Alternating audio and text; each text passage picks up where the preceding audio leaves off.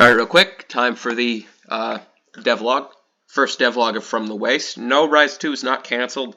If you guys didn't know this already, check the community post. I've been working on this game for a bit now, on and off, switching back, well, okay, not really on and off. I stopped working on it, worked on Rise 2 for a while, and then continued working on this. But anyway, this started development middle of Rise 2, in the middle of Rise 2's development, and then I switched back to Rise 2, switched back to this, and I'm going to repeat that process over and over again. Now, to start this game, you press space. There's the health meter in the top left. It displays Froth face. Every 2 hits you take, it changes color, and Froth's facial expression changes. Now, this bed here acts as a checkpoint. Whenever you touch it, you regain full health, and the next time you die, you will respawn, and you respawn in the bed, or next to it, or whatever. Now we hit this block with the hammer. These blocks essentially function like flesh walls. They slow down your progress, so you have to hit them without overall slowing the momentum of the game. So you can either choose to fight the enemies that are chasing you, or risk breaking the blocks to continue. Now we go in here. Here's the sleeping guard. This is the Esh. It is based off of a Greeds in the Waste enemy. Very different redesign, but whatever. Now, if I bash this guy, notice the red bandana and the red bandana Froth is also wearing. There is not a connection between these two things at all. They are just bandanas with the Raider logo on them. Why Froth is wearing a bandana with the Raider logo is something I myself don't even know, but whatever. Now bash the dude's head in with your hammer, and you get his gun. That animation will play every time you get a new gun. Yes, there are multiple new guns in the game. Now this is the revolver. It's just essentially the gun from Hollow Waste, but it's a revolver this time. I don't need to explain how it works. Each bullet does 1 damage. The hammer does 3 damage. Now if we go into the next room, here's the interesting thing. You can go back to previous rooms.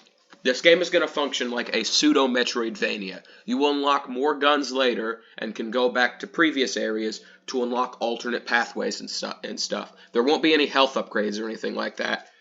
But yeah, so there will also be optional stuff hidden that you have to use other guns to get, but whatever. Optional bosses and stuff. Probably not many, maybe 1 or 2, don't know. Growths, they have 3 health, which means either 3 bullets or hammer. Neither of the enemies have death animations yet, but whatever. Doesn't really matter all that much. Might as well show off how dying works. So I'll let this growth kill me.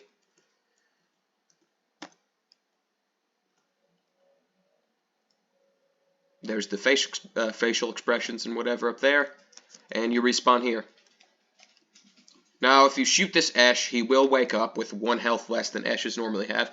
Eshes are essentially the basic ranged raiders of this game. They shoot faster than they usually do, and have bigger projectiles.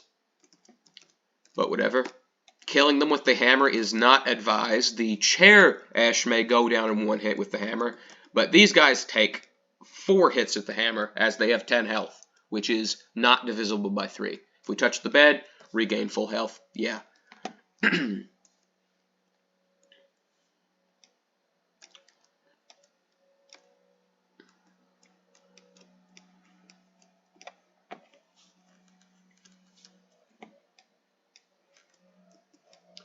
Don't really have that much to say about this room right here. It's just the first room where you're actually supposed to fight an Esh.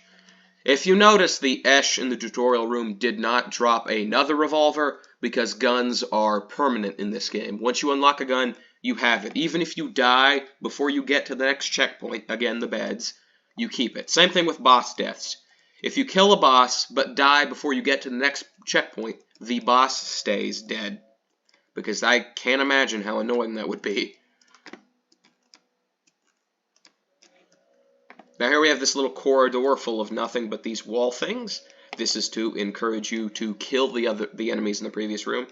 I won't do this too often in the normal levels. I'm just doing this in the tutorial area, as, you know, you want to break that habit early, but whatever. Now the tutorial is really, really short. It's only that screen you wake up, 2 middle screens, and then the tutorial boss, which is Fink. During boss fights, you can't go back to previous screens.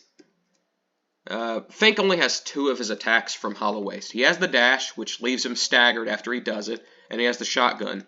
Both of these attacks have wind-ups this time around. The shotgun had a very short wind-up in Hollow Waste, and the ram straight up didn't have one. Both of the moves have wind-ups now, so yeah. I would not recommend hitting Fink with your hammer, period. That's what the stagger is supposed to do, but I still wouldn't recommend doing it.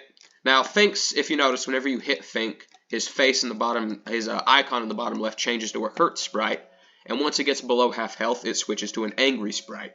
I should have mentioned this before he hit half health, but whatever. You can rewind the video. It's not that big of an inconvenience. But anyway, Fink has 50 health, which means 50 bullets. And then that's the animation that plays when you kill him. Now, he's supposed to have a fly away animation, but I have not animated it yet. You will refight Fink later, and for beating him, you get a shotgun. There will be a door that opens up after you beat Fink, and then you go out into the actual, main game where the branching pathway stuff starts. There probably won't be many of those branching pathways, but whatever. Now, if we go back into this room, Fink is nowhere to be found. Even the corpse disappeared because it's not a corpse, but whatever. Anyway, that's the end of the devlog. Woo.